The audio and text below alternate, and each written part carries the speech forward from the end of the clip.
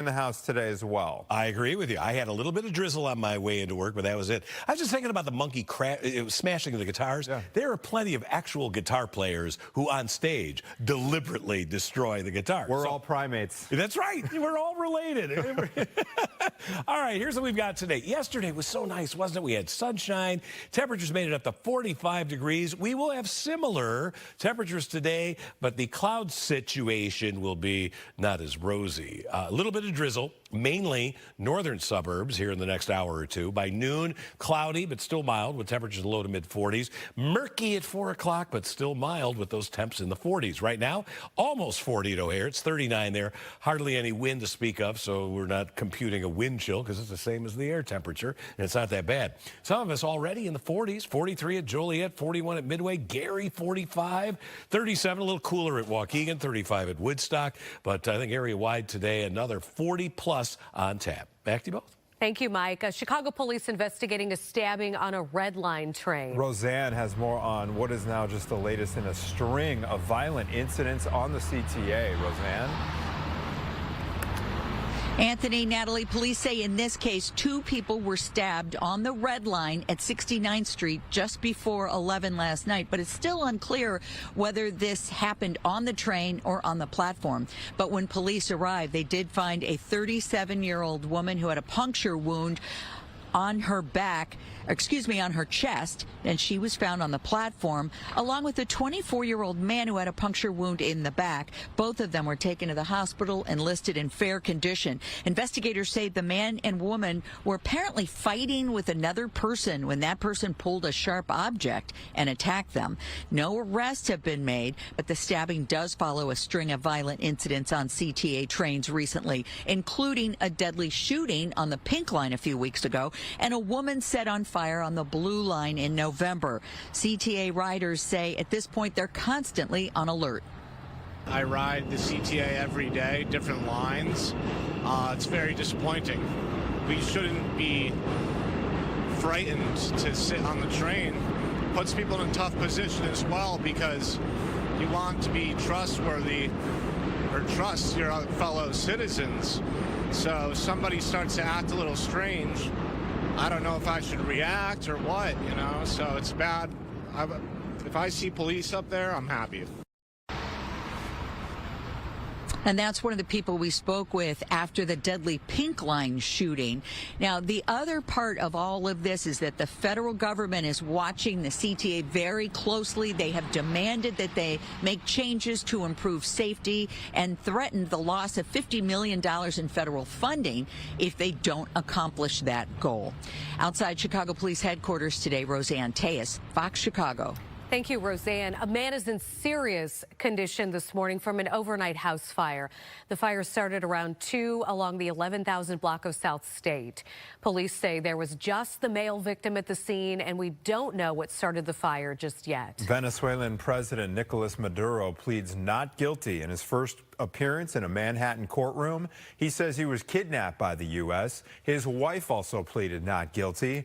The U.S. says Maduro was an illegitimate leader who used his power for drug trafficking. Lawmakers are debating if the U.S. has the legal authority to take the leader of another country into custody. We are going to be checking in with Doug Luzader. He is in Washington, D.C. just a few minutes from now to hear from members of Congress.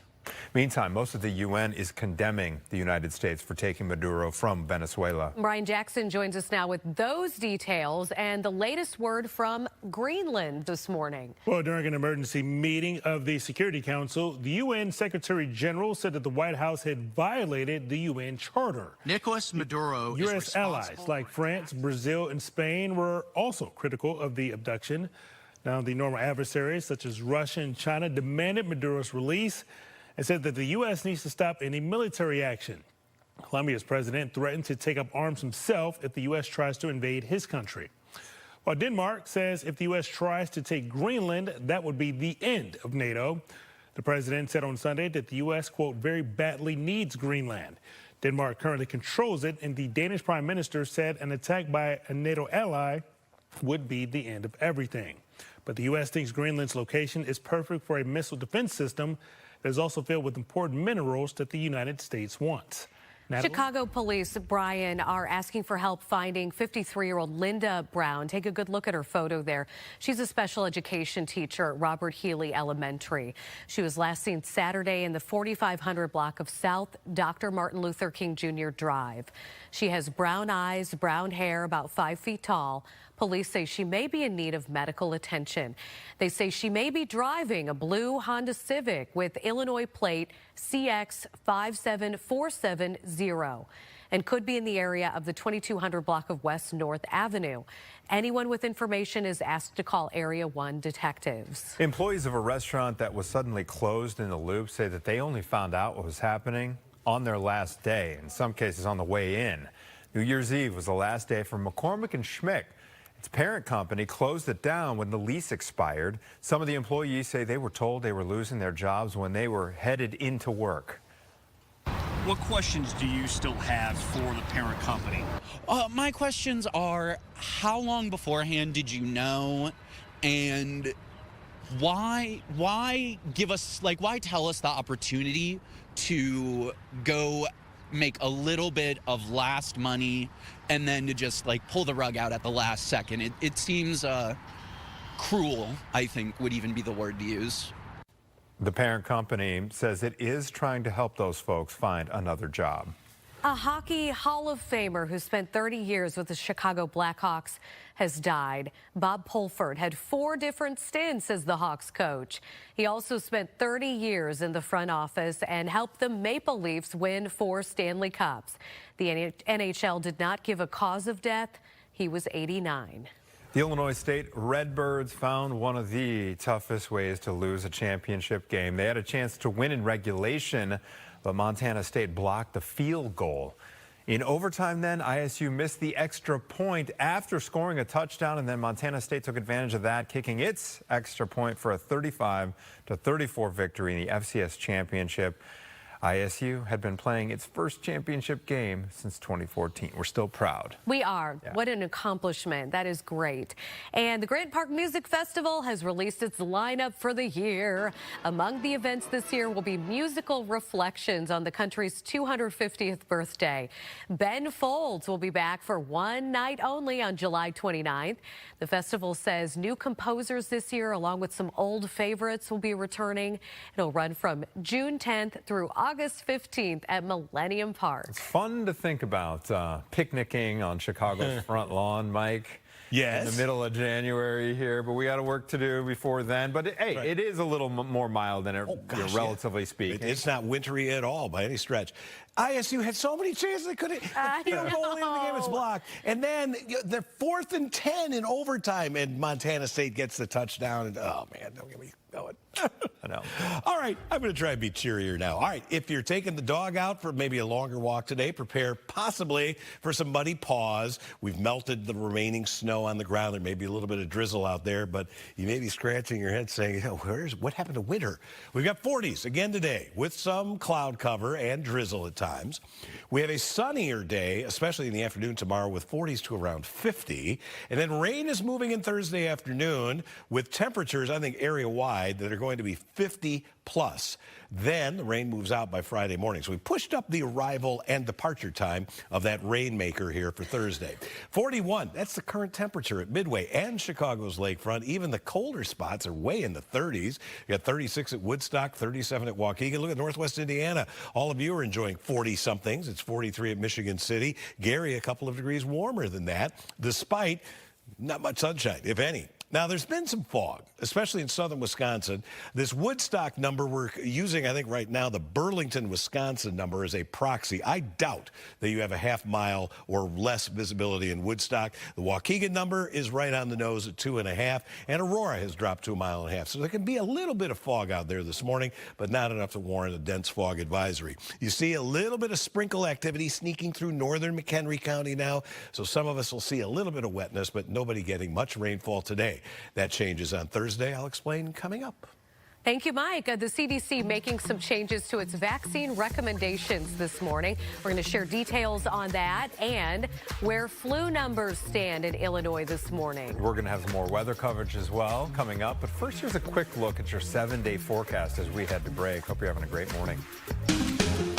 What are you girls doing? We're doing all the heating, plumbing, and electric around here. All right, I know you girls know stuff, but let's leave it to our trusted local experts. Let's call Four Seasons. It's about time you figured it out. Whether it's heating, cooling, plumbing, electric, air duct cleaning, or generators, you can always trust Four Seasons. For all the right reasons, call 866-4 Seasons. Ever wonder why your house...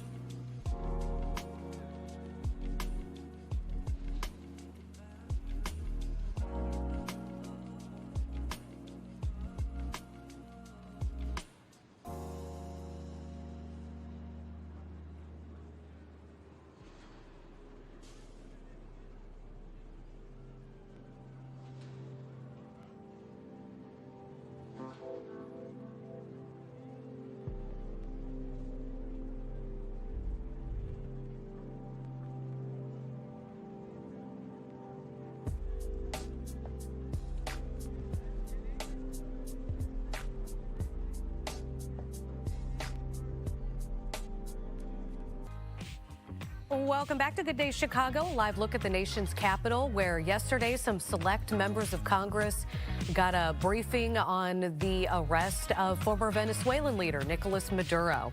And at the same time, he had his first day in U.S. federal court proclaiming his innocence. Yes, this all follows that dramatic arrest over the weekend down in Caracas. And as Doug Luzada reports from Washington this morning, his country's future now hangs in the balance. The former Venezuelan leader Nicolas Maduro whisked by helicopter to his first New York court appearance.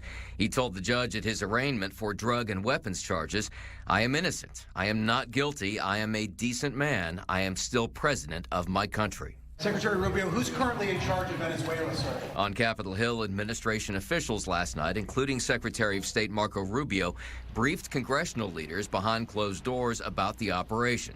No minds appeared to change. When the United States engages in this kind of regime change and so-called nation building, it always ends up hurting the United States. It's overdue, and everyone will be safer because this has happened. So stay tuned for the further developments. But even as Venezuela's vice president was sworn in to lead the country in Maduro's absence, there are questions about where the country goes from here. You're looking at double-digit billions of dollars. Energy analysts talk about the massive investments needed to rehabilitate Venezuela's oil sector at a time when already low gas prices don't provide a big incentive for oil companies to spend. And gas prices may continue to drop. A little bit of that depends on what happens in Venezuela, and for that matter, what happens in Iran. But right now, it looks like we're probably headed down.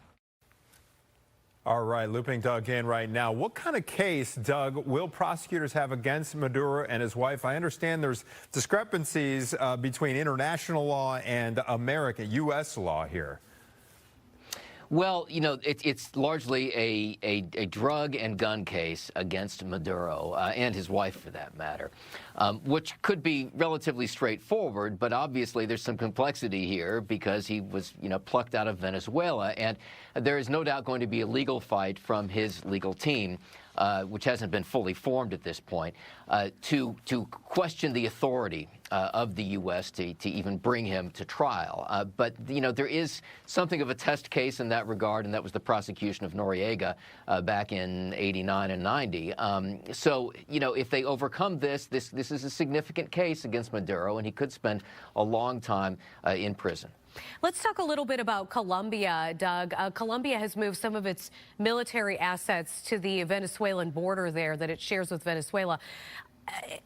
What is happening in that country? I mean, to my knowledge, President Trump has not discussed going into Colombia and taking over cartels there. But what do you know about the situation? Well, he's certainly talked about Colombia. He's talked about Mexico. He's talked about, Greenland. So, I mean, there is a lot of talk here about what could be next. I mean, this is part of a more robust posturing in terms of defending U.S. interest in the Western Hemisphere. The president has made it very clear that this is perhaps just one step in a process. So we don't know where it's going to go from here. Colombia and Mexico obviously have big drug trades between them. And that's certainly a source of concern for the White House. All right, Doug Luzader in Washington for us this morning. Thank you for the update. We always appreciate it. It's 8:15 back here in Chicago. And here are more of the top stories we are following for you this morning. Right now, a man is in serious condition following an overnight house fire. The fire started around 2 o'clock along the 11,000 block of South State. Police say there was just the male victim at the scene. We don't know what started that fire. The mayor of the resort town says safety inspections were not done between 2020 and 2025. He says it's a bitter regret.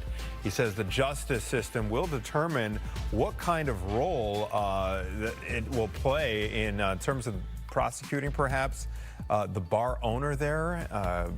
That bar may be under criminal investigation for its role in that fire. A major overhaul to vaccine guidelines for children. The Trump administration recommending fewer shots. Now, children will be encouraged to get 11 vaccines instead of the previous 18. Experts believe the action leaves American families without clear guidance on several immunizations, but the Trump administration says the change will not result in families losing access or insurance to these vaccines. It just gives them more of a choice. The State Department of Health says you got to get the flu shot. It says flu cases and other respiratory diseases are rising across the state. The flu is considered very high in the last few days, which is the most severe category. The state also says COVID cases have climbed to moderate levels. Other news, the Department of Homeland Security is accusing a Hilton hotel in Minnesota of denying bookings for ICE agents. Homeland Security said agents booked rooms at government rates and then got an email canceling the reservations. Homeland Security claims that the email said the hotel was not allowing ICE agents to stay there. Hilton, the company, says its hotels are independently owned and operated, and what happened in Minnesota does not reflect its values. There's an update on the condition of the surviving National Guard member from that Thanksgiving attack in Washington, D.C. Andrew Wolf's mother says he suffered a seizure over the weekend at a rehabilitation center. He has been moved to the ICU. He is doing well this morning. Doctors say seizures are not unusual for people suffering from a brain injury. The accused shooter's next court date is set for later this month. All right, with Congress back to work, the House of Representatives could vote on a $174 billion spending package this week. And they have 24 days until the next deadline to avoid another government shutdown. The newly introduced bill has early support from both parties. If it does pass, Congress would still need to pass 6 more funding bills for the next fiscal year before January 30th. So they do have to get on the same page on deadline. All right, Minnesota Governor Tim Walz says he will not be seeking a third term. Walz has been caught up in a fraud scandal. Numerous federal agencies are investigating fraud involving child daycare centers in the state, and more than 90 people, most of them from the Somali community, have been charged so far in this. Walz says the scandal means he can't give a political campaign his full effort. Minnesota Senator Amy Klobuchar is said to be interested in running for governor. The end has arrived for the Corporation for Public Broadcasting. The CPB's leaders have voted to officially dissolve the organization. Since 1967, CPB has worked to drive federal funding for hundreds of public television and radio stations across the country, as well as NPR and PBS.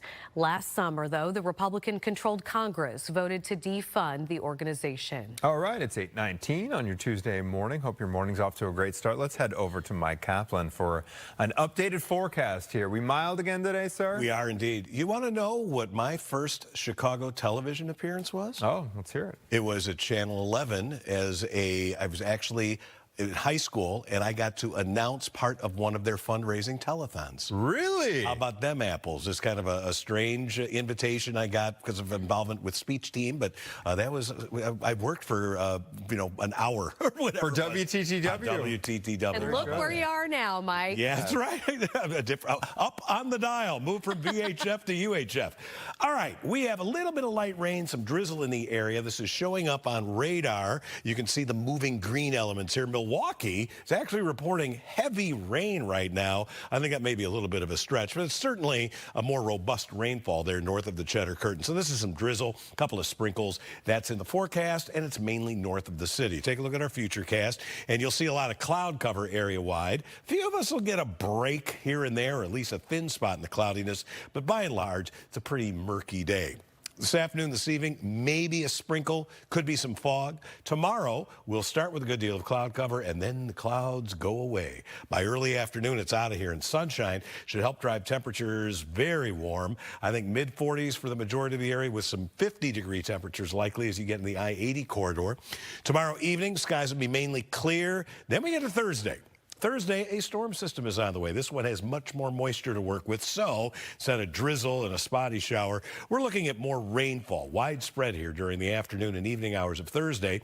It's a little earlier than it looked like it might arrive yesterday, which means it'll be done sooner on Friday morning. 44 today, cloudy and mild, a little drizzle or a light shower.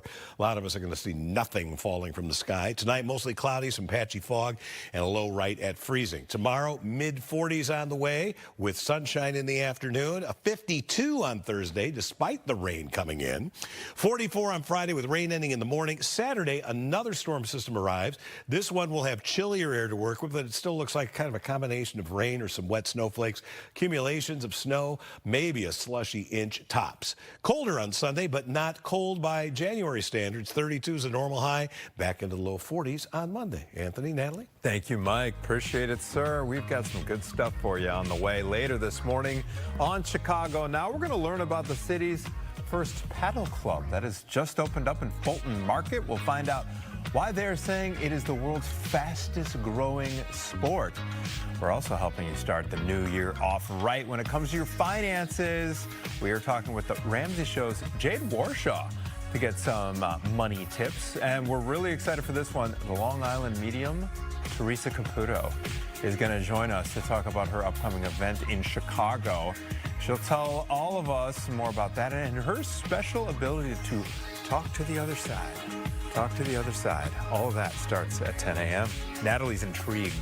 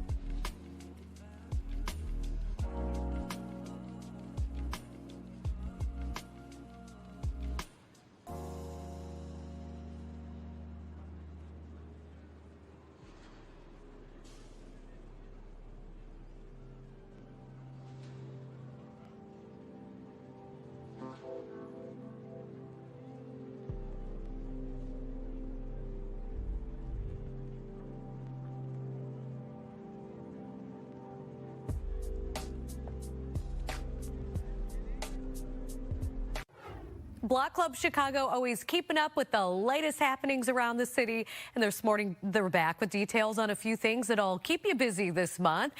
Melody Mikado is here to talk a little bit about some of the items. And the first one is of interest to me because we're talking about Dry January, which I've been doing for practically 9 months now at this point. But what a great selection of places for people to check out. Yeah, I absolutely love this one. I'm not doing Dry January, but I think that this is a great way to support local businesses, especially during the slow season. It's basically a choose your own adventure here for non-alcoholic beverages. You can choose from tea, kombucha, and mocktails, and each of those has about 4 to 5 stops. Again, local businesses throughout Chicago. My personal favorite one is the tea one. I love a hot beverage during the winter time. And my personal favorite stop along this specific crawl is the Living Water Tea House located near the Medical District. I like this one because they not only have lots of options for tea, but they have tea flavored gelato and a lot of really good snacks to go along with your tea. How fun! I know. Something that I never would have even considered. Right, right. I love that. Yeah, I'm trying to do as many of these spots as possible before it gets warm outside, so we'll see how far I get. Okay, and I love all the flavors. I saw one of the places has like 200 different tea offerings. Yes. Who even knew? The next one here that we're talking about is, for people who want to stay sober, maybe giving them something to do. And you guys have come up with 10 really fun winter activities to do in January. Yes, not just winter activities, but these are all outside. So, and I was like, a little skeptical because it's winter, but these actually look pretty fun. They're located across all areas of the city.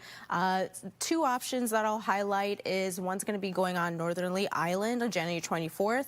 It's like a polar day experience. This one's great for families. It's free. They're going to have a husky sled demonstration, which sounds really fun. There's going to be hot cocoa, bonfire, nature activities. The other one is more for adults. If you guys have seen the hot tub boats floating down the Chicago River, those are so popular. Started in 2023, and just a really great way to enjoy the Chicago River during the wintertime, especially if it's snowing. It's just like a really beautiful scene. So fun. When we took a family trip to Alaska, it was like on my parents' bucket list earlier this year, and we went to a husky camp where they trained the dogs, and the young woman there had traveled all the way from the Midwest with her dogs to train there. So it's kind of neat how many people from the Midwest are actually interested in that dog sled racing. Lastly, the CTA was able to acquire through eminent domain, which people may or may not be happy about, some land next to some track rehabilitation projects, and now they're ready to rehab those parcels of land. Yeah, so if you live in Lakeview, you've probably have been seeing this construction really for years now. And now that a large phase of that construction is finished, which helped around the Belmont stop really efficiently have the different lines cross each other, made it a little bit more timely and efficient. Well, now because the CTA took over those lots to have a home base, now they're ready to develop those areas. So the CTA is going through an RFP process so developers can submit proposals for their ideas on what they want to do on these 3 different parcels. There are some specific requirements. The CTA is really looking for retail or commercial development or affordable housing. I know that people living in the area, like, this is going to be a big relief for them because they've been dealing with a lot of the traffic and the noise and everything that has to do with this construction over the past couple of years. So this is really, looking at a new horizon for the area to be able to finally have something for the community on these parcels. Sure. And you can check out all of those stories on blockclubchicago.com. Yes, always. All right. Thank you so much. Hey, Mike. Hello there. Another mild day on the way today, but it won't be as sunny as it was yesterday, and some of us may get a little bit of drizzle or a brief rain shower. A heavier rainstorm is on the way, though, later this week. I'll tell you when to expect that, where temperatures are headed when we come back. Fox 32 Chicago for break.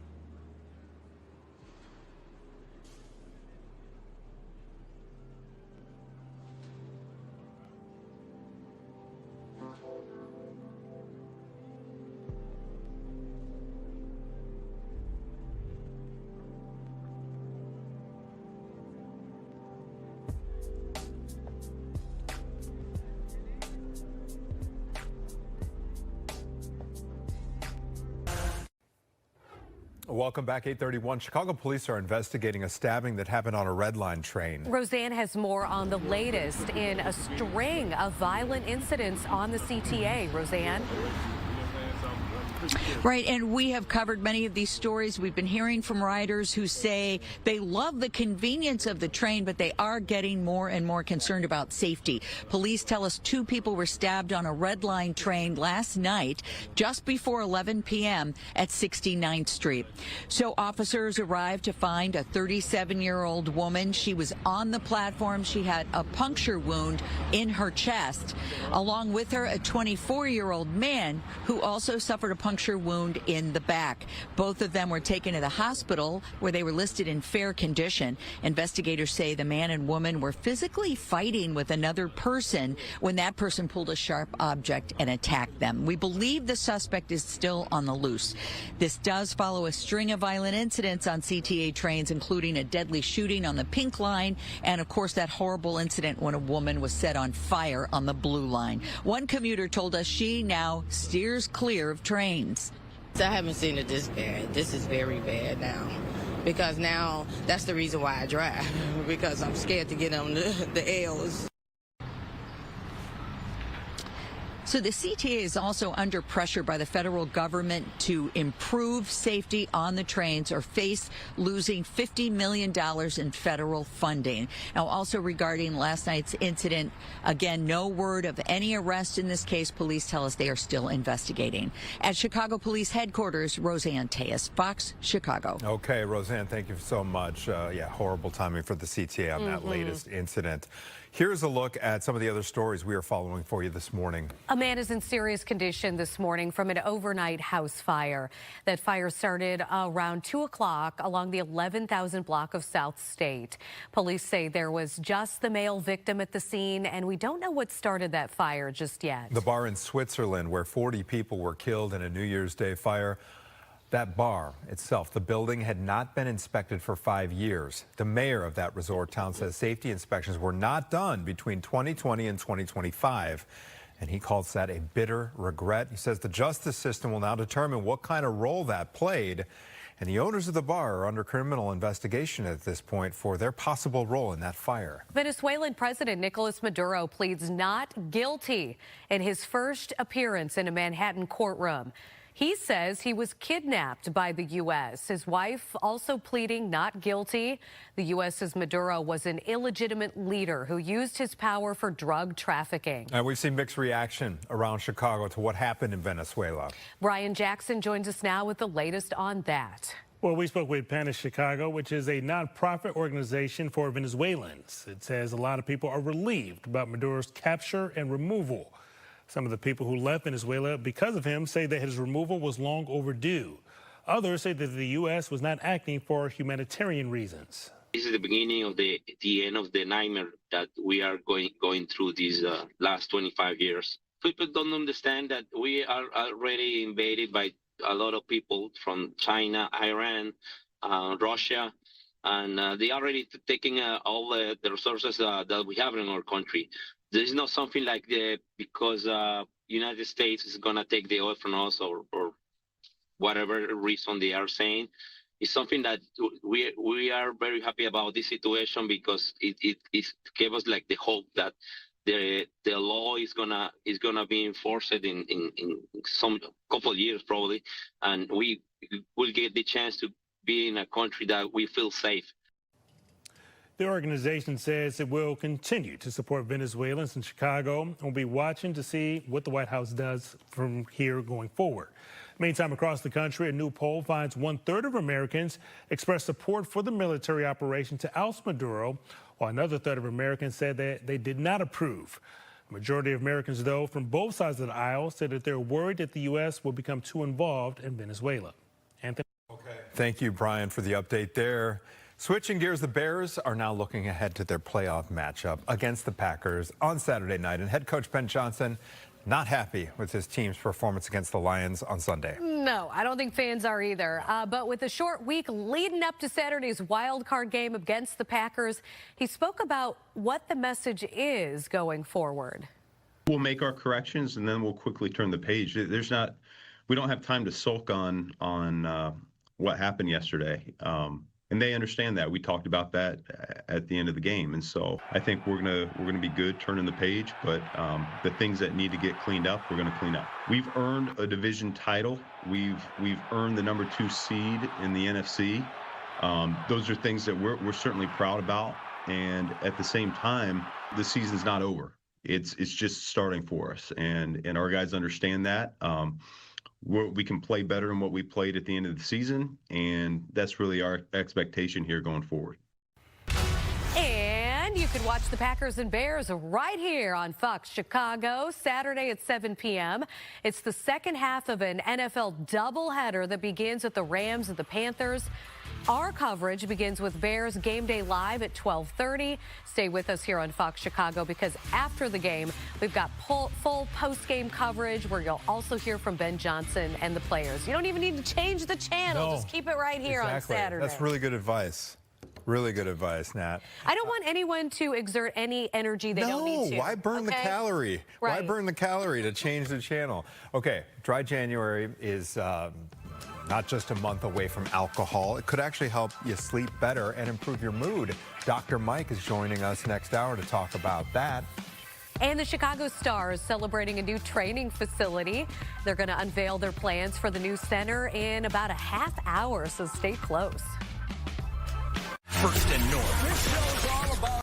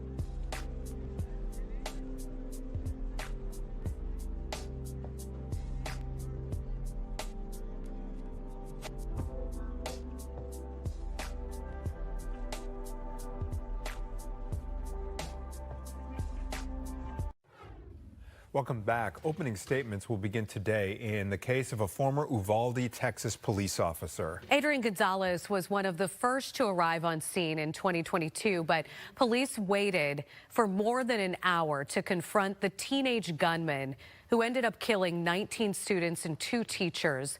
Prosecutors say Gonzalez should have done more to save lives. He is charged with 29 counts of child abandonment or endangerment. He could get 2 years in prison. A jury was seated yesterday after about 100 people were dismissed. Gonzalez has pleaded not guilty. Arizona Senator Mark Kelly is refusing to back down after threats he got by the war secretary regarding his status, regarding his pension. 6 weeks ago, Kelly was in a video telling service members that they have the right to refuse illegal orders. Following that video, War Secretary Pete Hegseth sent Kelly a censure letter. Hegseth says Kelly's statements undermine discipline, while Kelly says the letter is an attempt to keep him quiet. They're trying to send a message to retired service members to government employees, to members of the military, to elected officials, and to all Americans who are thinking about speaking up, you better keep your mouth shut or else. If this process goes forward, Kelly could lose his retired Navy rank of captain and also see his military pension reduced. Illinois residents are seeing ACA insurance premiums, Affordable Care Act premiums, go up because Congress did not extend a subsidy. Cook County Board President Tony Preckwinkle, Congressman Raja Krishnamurthy, and healthcare leaders accused congressional Republicans of not doing anything to help stabilize costs. They say about 100,000 people in Illinois had to give up insurance because they could not afford it. The group says Cook County, though, will find a way to help. And while families here at home are confronting these increases in health insurance, turn on the television and you'll see what this administration is focused on instead. President Trump's fixation on Venezuela and an open-ended military occupation abroad. The American people do not want another endless war, and they do not want their tax dollars diverted overseas while health care at places like Bronzeville Health Center and Cook County Health is being cut here at home, and Medicaid is being shredded to pieces. This isn't about politics. This is about whether families can afford to stay healthy. This is especially... All right, important to keep in mind here, these people speaking, Miller is running for Representative Robin Kelly's seat when she steps down, and Congressman Krishnamurthy is running for Senator Dick Durbin's seat when he leaves. This year, 550,000 Illinoisans are enrolled in the Affordable Care Act marketplace. That is almost a 20% increase over previous years. The New York City Metro card may be discontinued, but some nostalgia lovers are not ready to say goodbye here. Following the discontinuation, resale sites, they have seen a surge in classic and special edition Metro cards. They're actually selling for thousands online on sites like eBay. Those cards are selling for anywhere between $6 and $5,000. It just goes to show that people will collect anything these days, right? I've got a couple New York subway Metro cards, just, you know, the little flimsy recent ones, you know. You have to keep them, I guess. I guess so. Maybe I could resell those on eBay. I've got some stale lobster I'm still trying to get rid of from a few weeks ago. That truck that just happened to unload in front of my house out there. All right, guys, we had a 45 and sunny day yesterday, and today temperatures are going to be similar, but the sky conditions are going to be cloudier. Many of us are 40 plus already. 42 at Joliet, Midway's 41, 41 at the lakefront, almost 40 at O'Hare, 39 there. Woodstock, one of the colder spots, it's 35. 45 at Gary, 42 at Valparaiso. Rensselaer leading the pack with a 46. You could be close to 50 there this afternoon with another shot at 50 tomorrow. A lot of cloud cover, few thin spots. I was just looking at the bean, and it looks like it's kind of lit up out there, at least a little bit of sun breaking through. A disturbance passing to our north, producing some rain across Wisconsin and Michigan. We're at the very southern tip of that, close enough that we might get some drizzle or a brief sprinkle. That is it. The cloud cover will remain a pretty prominent feature in our sky today and tonight. Tomorrow, whatever cloud cover we wake up to is going away. Sunny skies in the afternoon, and temperatures, I think, are going to respond quite smartly, getting in the mid to upper 40s, maybe some 50s showing up. Then Thursday, that's when the next storm system, and this one's a more robust one than what's passing to our north now. It's going to grab some Gulf of Mexico moisture, produce showers and thunderstorms off to our south and west. We will get some rain in here Thursday afternoon and evening. And then things will quiet down before we get a changeover. Friday night into Saturday, a little wet snow mixing in with some rain. I don't expect accumulations here, maybe a slushy coating. Today, up to 44, a little drizzle or a brief shower, otherwise mostly cloudy. Anthony and Natalie. All right, thank you, Mike. One of the biggest tech trade shows in the world kicks off today in Las Vegas. I don't think trade shows are exciting at all, except for this one. Yes. I would for sure go to this one. Thousands of companies are packing the convention center along the Vegas Strip with the latest innovations. And Fox's Amalia Roy, she drew the lucky straw. She's in Las Vegas with an up-close look at the gadgets. You gave us a sampling yesterday, Amalia. What have you come across today? Good morning, Anthony, Natalie. Yes, you got a bit of a sample yesterday. We're looking more in the smart home technology, but this time I got to play with some robots, and it's part of a lot of the trends that CES has identified for this year in 2026. Big advancements in digital health, mobility, and robotics. AI is making its way into all of those industries, and companies are saying they're looking for ways to push their industries forward. Here we have Sharpa that focuses on developing robotic hands. The developers say that we already have robots that can do bigger movements like walking, but that focusing on smaller details like fingers that can grip are the key to using robots to their full potential. Their booth at the Las Vegas Convention Center has robots playing some ping pong, taking selfies, and even making a pinwheel to show off their fine motor skills. It is possible in robotics today to have robots that are extremely dexterous and that are capable of fine manipulation. In other words, it is possible to have robots that do useful things. So despite all of the hype that there is around backflipping robots, we can get to a point where robots are going to be able to cook you a burger. It's coming, and this is what we're demonstrating at CES today. From the practical to the adorable, Allobot is an AI-powered robot pet. The bot has its own language and remembers details in its users' lives. Allobot's creators say they're excited to make their advanced tech accessible to the average person's life. Utilitarian. It's not only about the functionalities, but also it's about the companionship and also how the robots stay with you as your friend, as your family member. CES expects this year to bring in more than 140,000 attendees throughout the week. In Las Vegas, Amalia Roy, Fox 32 Chicago. The future is now. Amalia, cool stuff. Have fun out there. Thank you so much. And we will be right back. Indeed, we will. Patrick Dempsey.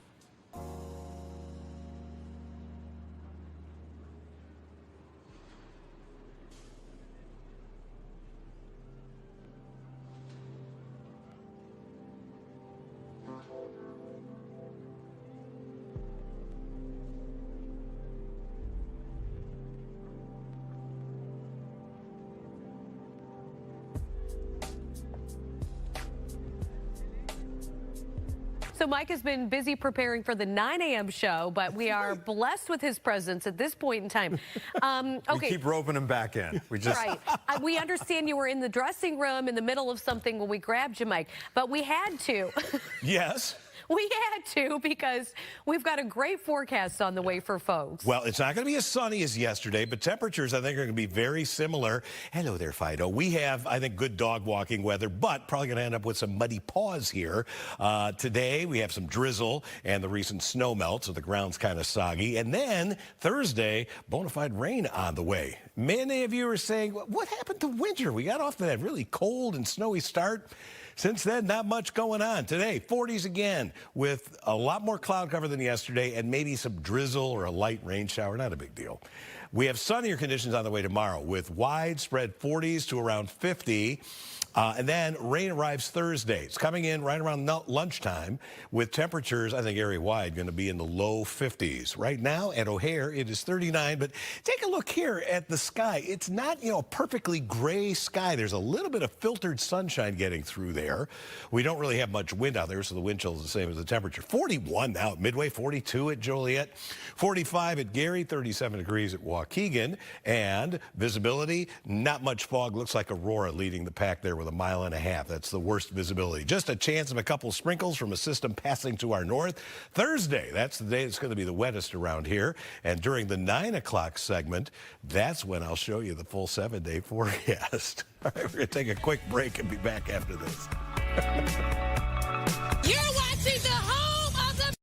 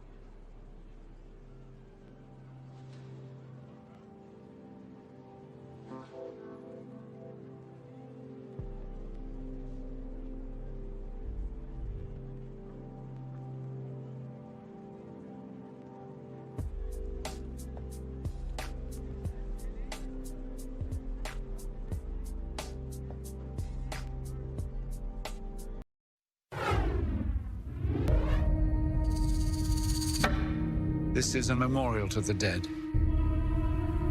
So, is this all you're doing? It is. Are you Old Nick? Old Nick? You mean Satan? Yes. Old Nick released his demons unto the world of man. And the world of man fell before the demons. Oh boy, this looks like an intense one. A follow-up to last year's hit horror thriller opens in theaters next week. Before it does, Jake was the only reporter in Chicago to talk with his legendary star, Mr. Ray Fiennes. Yes. I never get his last name right. It's, honestly, most people get his first name wrong because it's spelled like Ralph, but it's Ray Fiennes. Yeah, such a great actor. So you might remember the zombie film 28 Days Later, opened in theaters back in 2002. And the third chapter in that epic story, 28 Years Later, has actually been divided up into 3 parts. The first was a big hit last summer, made my list of the top 10 films of the year. And the next film in the trilogy, called The Bone Temple, continues the story when it opens in theaters next week. Now, the film stars legendary Oscar-nominated actor Ralph Fiennes. He's a man known for playing so many different terrifying monsters over the course of his career. But in these films, he actually plays a kind, gentle, quiet man and is instead surrounded by monsters. So I wanted to talk with him about that word monster, and over the course of his career, how the real definition of that word has changed. I'm fascinated with the concept of this word monster, because you could make the argument in a series about people who are infected, people who are undead, that the true monsters of this film are people who are in fact not infected. I'm sort of curious, right. over the years between films like, quite honestly, Schindler's List, Harry Potter, The Menu, In Bruges, how have you sort of come to terms with what the word monster means and how it really can have so many different meanings based on the context of the movie? The parts that you've listed, if they are considered monstrous, it doesn't help me to think of that going into playing them. I can't judge them. I can't label them as monster or if it's another kind of character, saint. You have to be inside who they are, inside their brain space, how they think, how they react. What is their intention? The chef in The Menu has a sort of obsessive perfectionism that becomes psychopathic, but it's really about how he sees the world, how he seeks to control the world through his cooking. He perhaps doesn't see himself as monstrous. I think he has an attitude towards his clientele, which is destructive. He has contempt for his clientele. So yeah, but broadly speaking, Schindler's List, I was obviously asked lots of questions at the time. I said, of course you can read about Armand Goeth and you can say he was a monstrous, obscene, but if you're playing Armand Goeth, you are playing him. You see the world through his eyes. You see, he sees justification in what he's doing. He's got to that point. Whatever you think of it, however much we can say, how disturbing, how obscene, if you're playing that person, whatever they're doing, you don't judge them. Or if you do, you have to ask, how would Armand Goeth judge himself? That's the key, I think. I think that let the audiences and the critics, whatever, they can write about this monstrous person. Sorry, you see the energy in his response? That is why he is who he is. It's remarkable. I'm sitting here and I'm part of this, but I'm like, my God, how much am I taking from this? The value. It's incredible. Like, he's an amazing man. And you might remember we had a good time with Ralph Fiennes a couple of months back when we talked about the Seinfeld episode where they make fun of the English patient. And he remembered. Yeah, and he remembered. And I was thinking about it. There's also an episode where they don't make fun of Schindler's List, but remember Jerry is like making out in the back of Schindler's List. That's right. And his mother gets very upset about it. So Seinfeld has a weird relationship with Ralph Fiennes, funny enough. We're going to have more from Ralph Fiennes in the next hour of Good Day Chicago. 28 years later, The Bone Temple opens in theaters next week. And if you need to catch up, the first 28 years later is now streaming on Netflix. Very good. Thank Very you, good. Jake. Thanks, Jake. Appreciate it. We're back with more Good Day right after this. Is it at work?